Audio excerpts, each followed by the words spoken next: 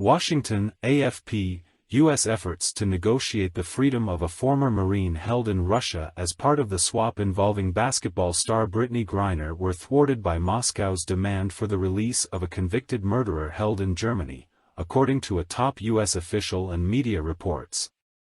The swap of Griner for convicted Russian arms dealer Viktor Bout raised questions as to why the U.S. side had failed to secure the simultaneous release of Paul Whelan, a former Marine accused by Moscow of spying. A charge Washington flatly rejects. White House National Security spokesman John Kirby was asked Sunday about reports negotiations stumbled over a demand for the release of Vadim Krasikov, a former colonel in Russia's domestic spy organization serving a life sentence for murder in Germany. Kirby acknowledged on ABC's This Week that there was a claim that they wanted a man named Mr. Krasikov, that the Germans have held in custody.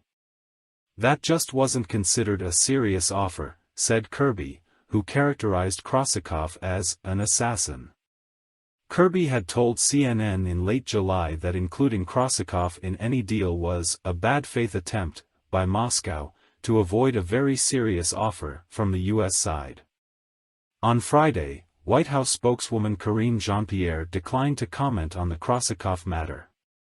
Krasikov is serving a life sentence in Germany for murdering a Chechen fighter in a park in Berlin in 2019, a killing which German authorities say was ordered by Russian intelligence services.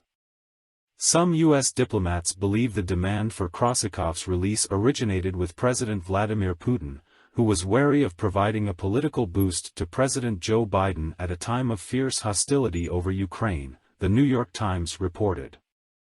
Roger Carstens, special U.S. presidential envoy for hostage affairs, told CNN he had spoken to Whelan on Friday, the day after the Griner-Bout swap, and Whelan expressed his frustration. "Here's what I told him.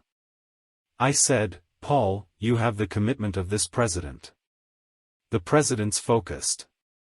The Secretary of State's focused. Keep the faith.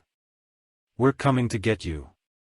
Carstens also provided some of the first details of Griner's demeanor during her flight back to the United States from the United Arab Emirates, following a flight from Russia. After boarding, he said, he offered to give Griner space to decompress after her 10 months in captivity, but she was having none of it. "Oh, no," she told him. "I've been in prison for 10 months now listening to Russian, I want to talk," and Griner did so for perhaps 12 of the 18 hours the flight lasted, Carstens said, talking about everything under the sun. But first, he said, she insisted on meeting the others on the plane. She went to every member on that crew, looked them in the eyes, shook their hands and asked about them, got their names. It was really amazing. He added, I was left with the impression that this is an intelligent, passionate, compassionate, humble, interesting person, a patriotic person, but above all authentic. He said he felt blessed having had a chance to get to know her.